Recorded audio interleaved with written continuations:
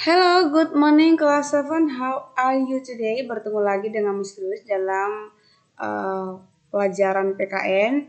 Dan topik kita hari ini adalah membahas mengenai perumusan dan penentang Pancasila sebagai dasar negara. Nah, jadi disimak baik-baik ya. Ini materi kita sudah pernah pelajari, tapi kita review kembali supaya nanti semakin paham mengenai materi ini. Oke, check it out. Langsung saja kita mulai. Nah, yang pertama itu adalah bagaimana proses perumusan Pancasila sebagai dasar negara itu diawali dengan pembentukan BPUPK yang dilakukan oleh Jepang yang diketuai oleh Bapak Rajiman Widyodiningrat. Nah, BPUPK ini adalah Badan Perumus Usaha-usaha Persiapan Kemerdekaan Indonesia, dibentuk pada 1 Maret 1945. Gitu ya. Nah, jadi dalam bahasa Jepangnya itu adalah Dokuritsu Junbi Sakai. Nah, terus sidang BPUPK yang pertama itu diadakan dari tanggal 29 Mei sampai 1 Juni 1945.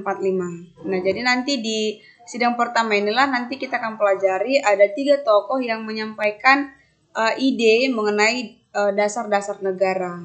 Oke ya. Tadi ketuai oleh Dr. KRT Rajiman Widyodiningrat.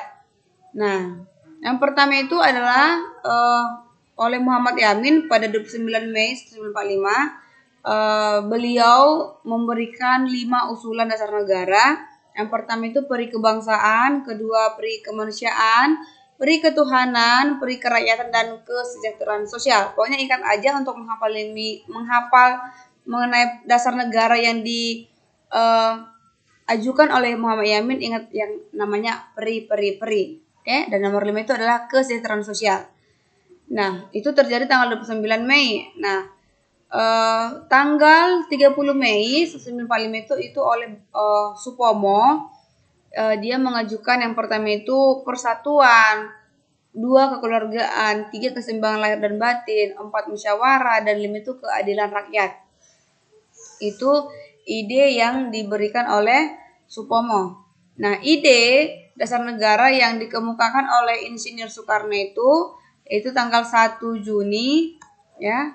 1 Juni yaitu yang pertama itu adalah kebangsaan Indonesia, yang kedua internasionalisme atau peri kemanusiaan, yang ketiga mufakat atau demokrasi, yang keempat adalah kesejahteraan sosial, dan yang kelima adalah ketuhanan yang berkebudayaan. Oke ya, ketuhanan yang berkebudayaan. Itu dia yang dasar negara yang dikemukakan oleh Insinyur Soekarno pada tanggal 1 Juni. Nah, jadi tadi sidang BPUPK pertama itu berlangsung selama 3 hari dan setiap 1 harinya ada 3 tokoh yang berganti-gantian yang mengemukakan ide atau usulan yang akan menjadi dasar negara. Oke, yang berikutnya adalah setelah selesai sidang BPUPK yang pertama, maka dibentuklah yang namanya panitia kecil, dan sering juga panitia kecil ini dikenal sebagai panitia 9. Nah, panitia 9 menyepakati bahwasanya naskah Piagam Jakarta yang berisi rancangan pembukaan Undang-Undang Dasar.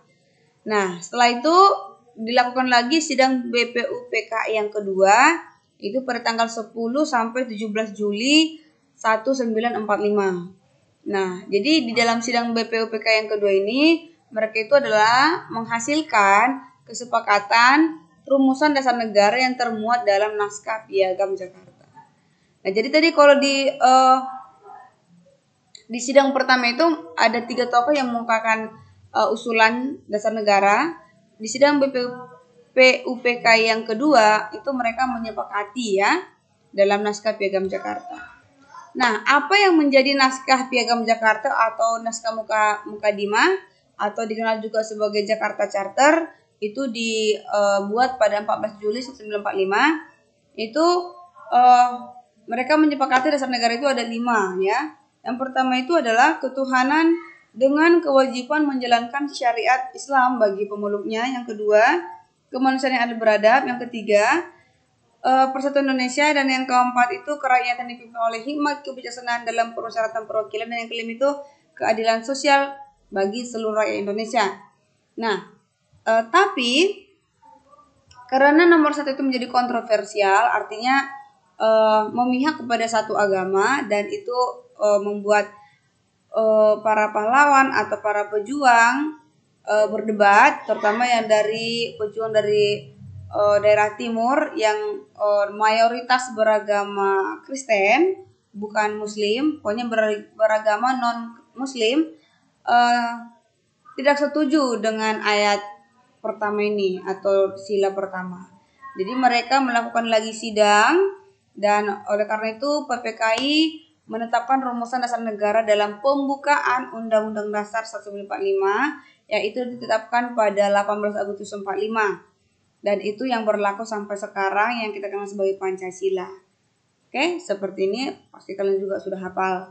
Ya, yang tadinya itu adalah ketuhanan dengan kewajiban menjalankan syariat Islam bagi pemeluknya, diganti menjadi ketuhanan yang Maha Esa. Poin 2 sampai 5 tetap, gitu ya. Yang berubah itu hanya poin yang pertama.